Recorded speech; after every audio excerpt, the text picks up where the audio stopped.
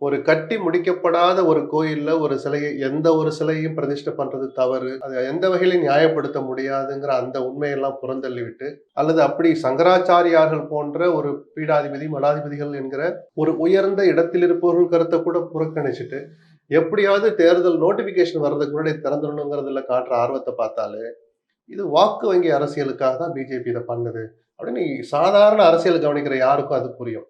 இதுல அவங்க என்ன சாதிச்சாங்கன்னா, ஒண்ணு கன்சாலிடேட் பண்ணலாம், இந்து வாக்குகளை கன்சாலிடேட் பண்ணலாம்னு அவங்க நினைக்கிறாங்க. சித்தராமையா ஒரு நல்ல அறிக்கையை விட்டிருந்தார். நீங்க இந்துக்களையே பிளவுபடுத்துறீங்க. சங்கராச்சாரியார்கள்னா அவர்களுக்கு பின்னாலே பல ஆயிரம் பேர், பல லட்சம் பேர் ஃபாலோயர்ஸ் இருப்பாங்க, நம்பிக்கை கொண்டவங்க இருப்பாங்க.